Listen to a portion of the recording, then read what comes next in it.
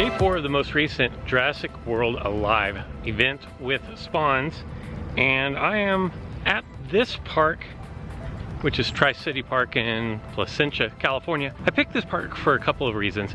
Because A, I need to dart some Stygimoloch Gen 2, which is the new dinosaur, and it is new to the game.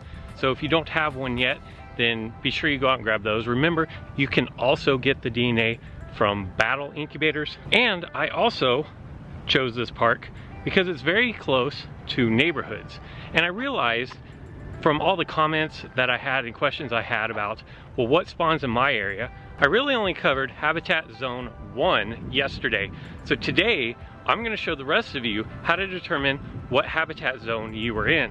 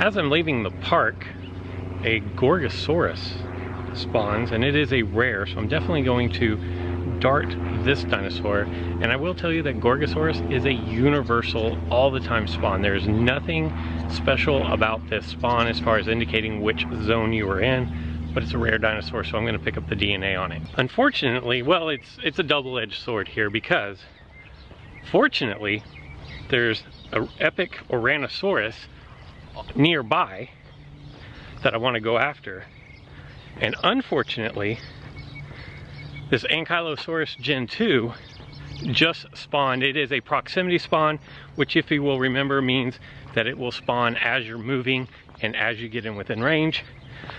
So why that's good news and bad news is because that means once again I'm back in zone 1, so I need to get out of this zone because I can't help you guys find your zone if I'm always in the same zone.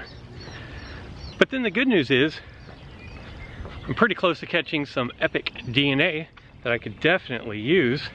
As you see, I need about 100 in order to level up to 13.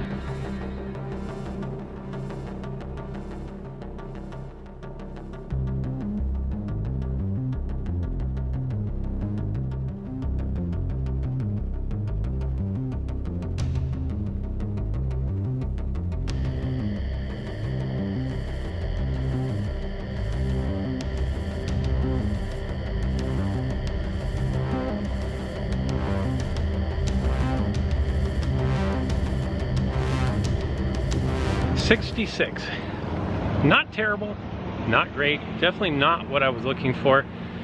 Definitely when you get those chance at those epics, you want to get as much as possible, and I just feel like 66 is a little low. But I need to find a different zone for you guys. I'm also kind of hungry, so I think I'm gonna go grab some food. Hopefully I'll end up in a new zone.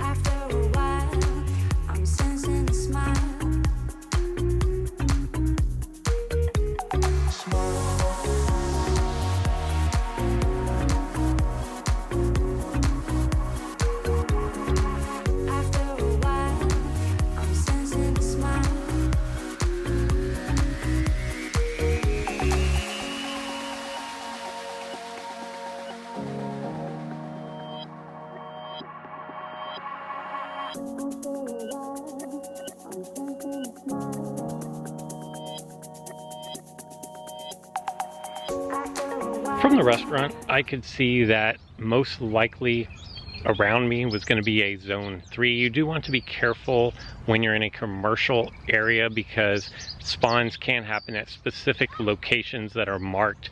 But since where I was looking was in residential, I felt pretty confident that we were in zone 3. As you can see here, I'm catching a dinosaur that is a rare from zone 3.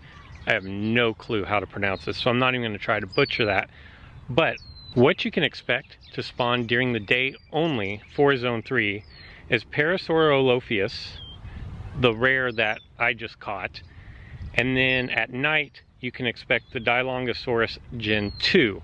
Now, the spawns that are going to happen there all the time, outside of just common spawns that spawn everywhere, and those are global common spawns, but the common spawns for habitat zone 3 are going to be the Lythornyx, the Dilophosaurus, the Monolophosaurus, the Erlikosaurus, and the Amargocephalus.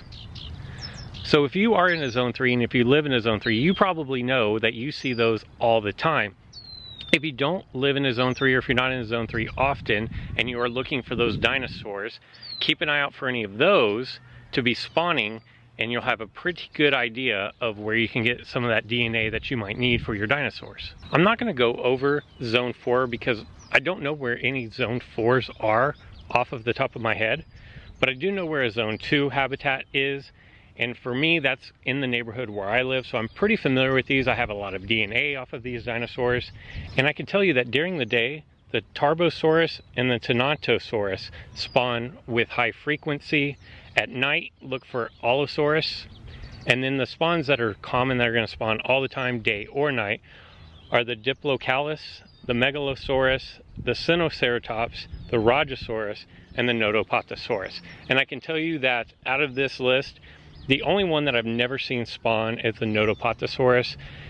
The Sinoceratops spawned, it was too far for me to reach. It was very disappointing because it was late at night and I just could not get over there. My drone did not reach that far, so I actually had to let that one go. But I am close to being able to create it with DNA. So that's something to look forward to in the next video. I hope you guys learned something from this video, and until next time, guys. About to leave, already packing, come with me, I'm not really asking, we'll get away to a place where we don't know.